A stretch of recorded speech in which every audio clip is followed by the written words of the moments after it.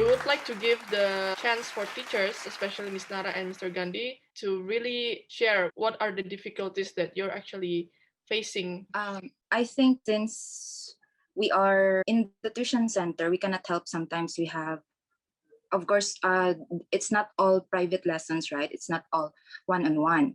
In a certain group, sir, for example, there is a very big gap in the skills and the understanding of student. Like, for example, this student is very ahead and one student may be a little bit slow. The pace is slower. So could you give us advice on how to cater everyone, but given in, for example, in the same class, without the solution of like separating them? I think basically that those are strategies that can be found in literature of differentiated learning. I think differentiated learning would mean that, yes, but one of the problems is we don't try to segregate the students into different class physically.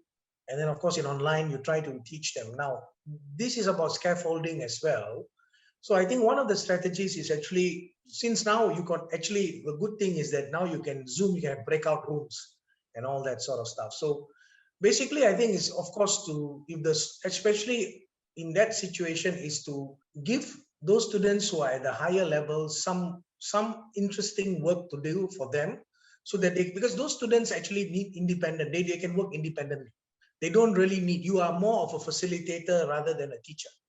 So when you design the lesson, so you facilitate some problem solving questions for them to be excited about, and then they can go and do like 15-20 minutes, they can crack their heads while you are in the breakout room explaining the very basic stuff to the very weak students. Right? Now, the biggest challenge is, let's say you have 10 students and you have 10 levels. That's headache, right? That's impossible. That's going to be a big headache. But you have, let's say you have 10 to 15 students and you have like 3.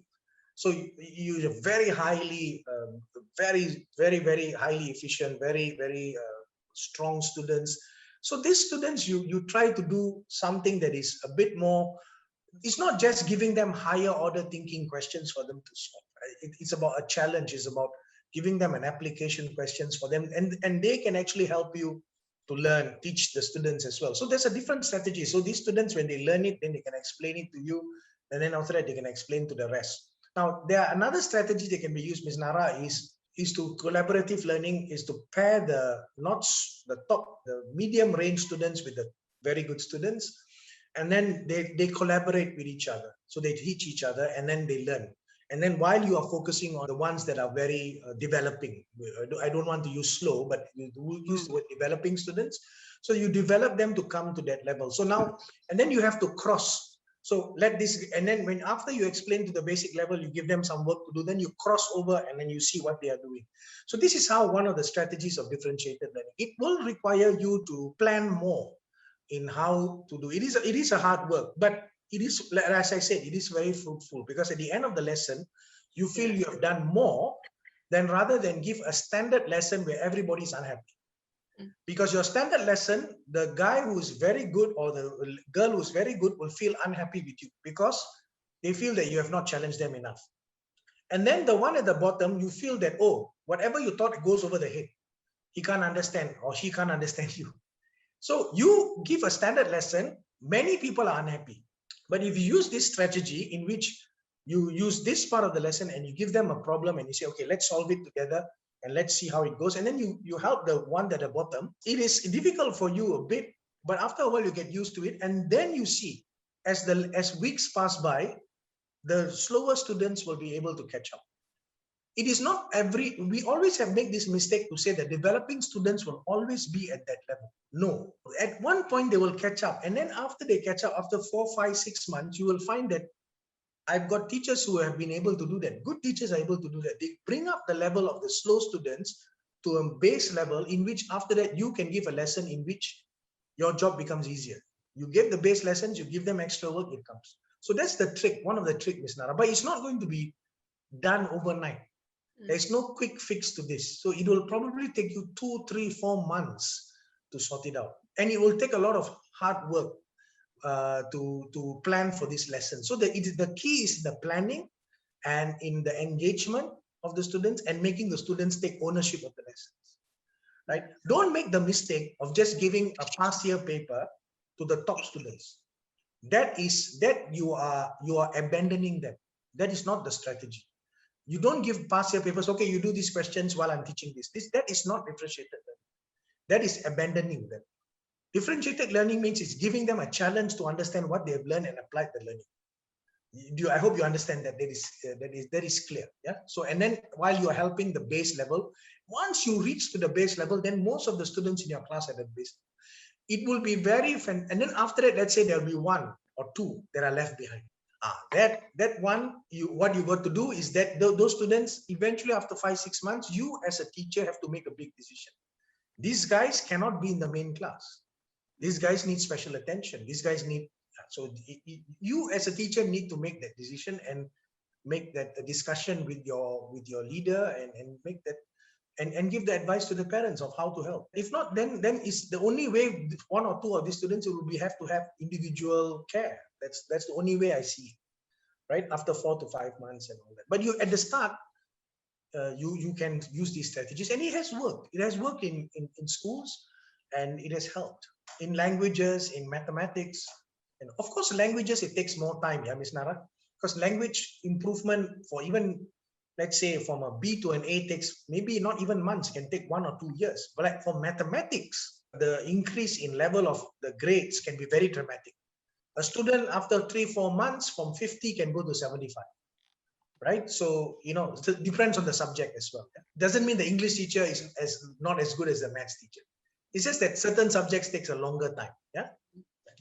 Thank you, sir. Any other questions, Ms. Nara? The next thing to ask, how to balance the emotional side of those students, that they don't feel the not segregation, they don't feel the differentiated. I think eventually, you see, at the end of the day, we got to protect our kids and their emotional well-being. But at the same time, you have to also, we cannot. It's a reality, yeah. So we are in a generation in which, okay, we don't want to hurt. Of course, it's different. You can't go and tell, hey, you are a stupid student. You can't. That's ridiculous. That maybe in 20, I was called a stupid student by my teachers, but probably they were right.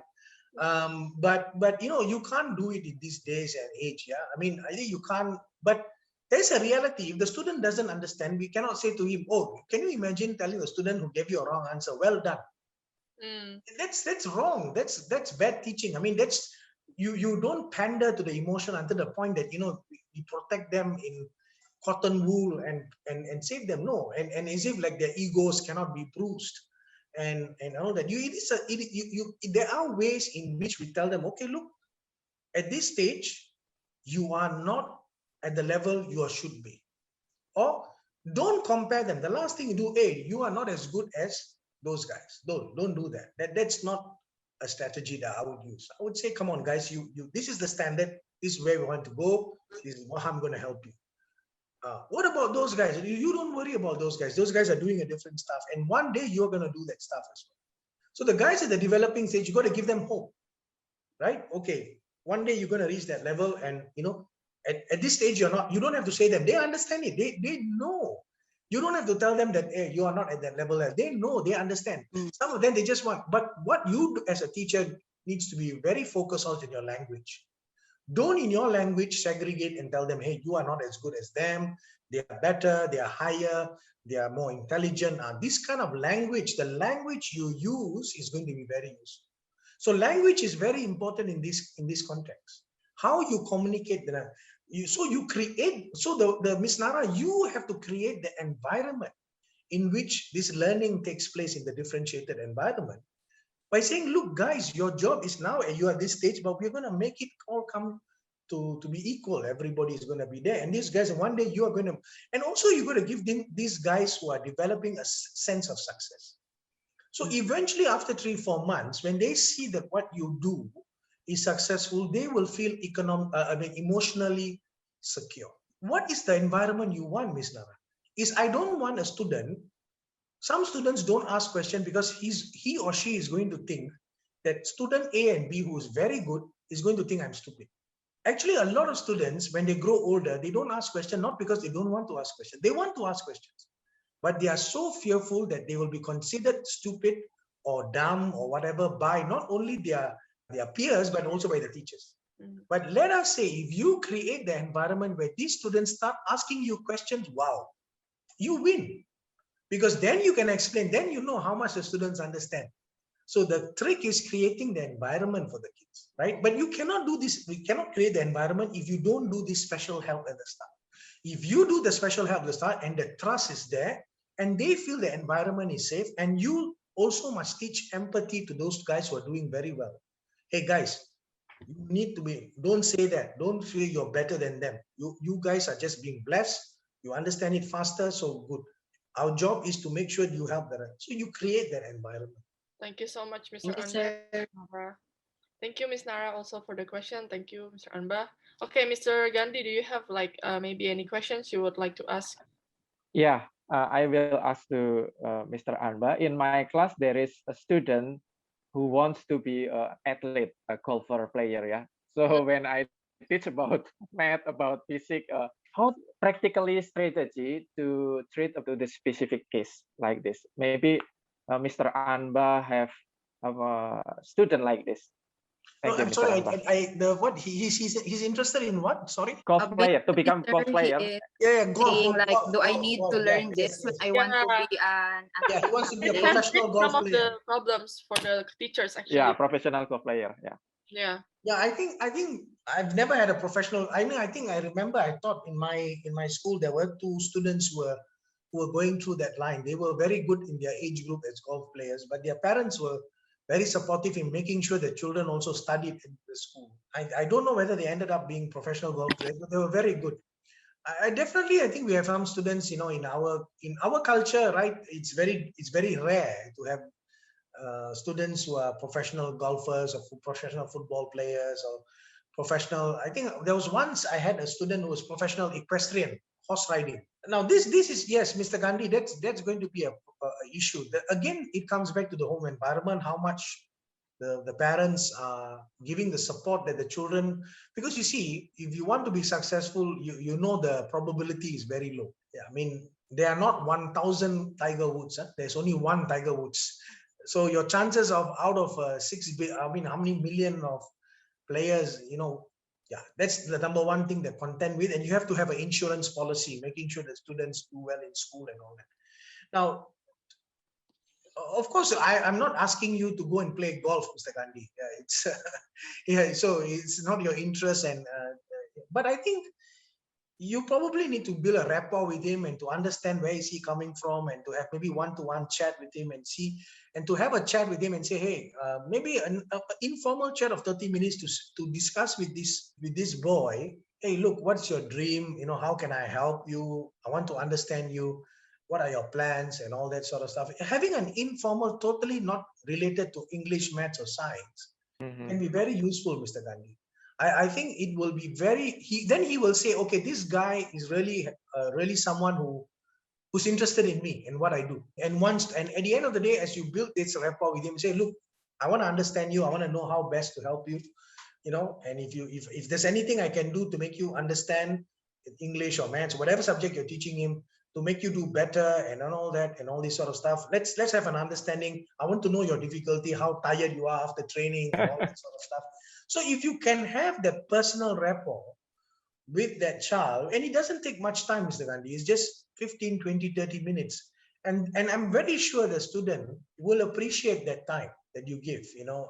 And I think that 30 minutes or 45 minutes or 1 hour that you spend in an informal setting can actually help you solve a lot of problems. Now, if the child is not interested, if he thinks there's nothing to do, if you can bring some horses to the river, but they won't drink. So there must come a point of time where you also need to make a decision. Is this child serious in my class? Despite doing all this, you can't say, oh, everything is, we have to. That child also has to respond to you. Let's say after a while they don't respond to you after taking so many actions, then there's a decision has to be made. Whether this child is really serious about education, does he seriously want to study? Or maybe he needs a different teacher or different situation, different environment, who knows? But if you do step by step that aspect, at least you eliminate one aspect of Okay, I've done this, then I can connect. Because it's impossible for you to go and start playing golf with him every day to inspire him, right? So that's not going to be the way. But you can understand him, you can emotionally connect with him, and then see. But there's limitations, Mr. Gandhi. At the end of the day, we are teachers, but at the same time, teachers try to do their best. We try to understand. But if after you do all these things, there's no response, there's no improvement, he or she does not want to learn, then next step is to talk to the parents to see what's the outcome. But I would definitely try. But sometimes it'd be good if you taught maths or whatever, if you taught golf, you can use golf analogy, you can use golf terms and all that. Those will be very helpful. So there's some connections. In my early years of a teacher, I remember this very clearly. I used to teach sociology, and I used to teach, I used to give examples a lot on gender bias examples. So I gave examples mostly on male students, football, boxing, macho things. So after a while, I remember when I had a feedback session, the female students said, Mr. Alba, your lessons are okay, but your examples we can't understand. Because they didn't understand the examples, because they didn't connect with many of the gender bias examples that I was doing. So very early, I realized I need to be also teaching the girls and also making mindful that what are the girls' experience during teenage years, what are they interested and all that sort of stuff. So when I give examples, I need to also change my approach in that sense. So this is something for me to learn. So yeah, that I would suggest that for you. Whether it works or not, I'm not sure, Mr. Gandhi. It is just an advice. Probably many other strategies that can. Thank you, Mr. Anba. Good solution. Thanks. Okay, thank you, Mr. Anba and Mr. Gandhi. Also, as we're approaching the end of the session, I would like to just summarize. We know that the common problems that the students have right now, given that the pandemic situation, is that there are less social interaction. Some takes longer time to absorb, and some other kids might also hard to understand. They don't really express themselves that much. We know for sure that the mental health is one of most common problem that might be faced by the students nowadays. There is no best strategy actually for teaching.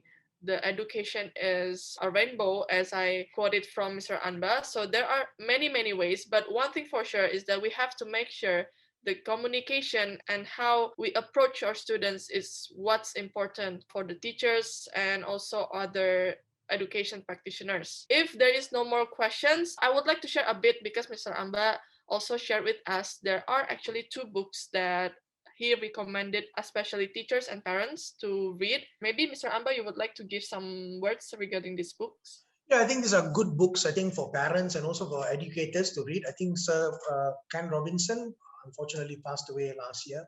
I think he wrote is a very interesting educationist. I think if you go to TED Talks, you can also listen to his speech about creativity. And I think some of the things that you talked about today of online learning and all that touches on this aspect, like what HOTS education is also trying to do is also to be creative. What you guys are actually trying to do is actually quite creative as well to the changes that is happening and all that innovation and education. So I think at the same time, it helps you that, again, these aspects of improving creativity and also at the same time, the question about values and all that doesn't change. So it helps to understand how you can become more creative as a student, how we can have more creative students, and also to help parents to understand what is it that you want your child to perform in terms of learning, not only in school, but lifelong. You, your child, in your school, how the best way to have the best education. It is basically both books is about lifelong learning, it's about how to enhance creativity and to become, to have that creativity, which is very important skill in this 21st century and for years to come. Because the truth of the matter is, not everyone can become a doctor, lawyer, or engineer. Yeah? and the best part, the jobs of tomorrow are not even known today. We do not know. There are many jobs of tomorrow that are not even known today. Yes, right? And many jobs that we know of in 10, 20 years ago are disappearing.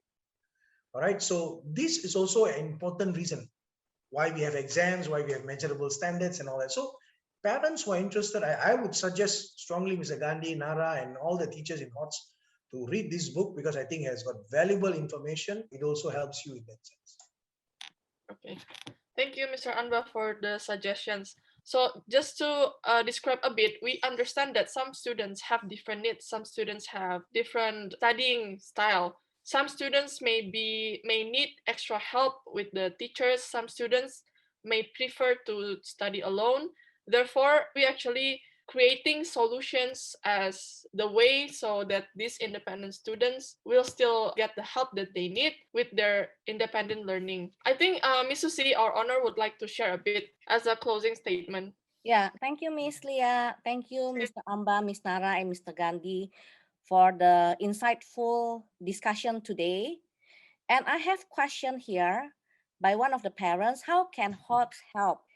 So actually, when I started this education center, I wasn't really focusing on result based as what Mr. Amba said, the mark, the grades. As a parent, my concern is always about everything, the holistic, the behavior, the character, the habits.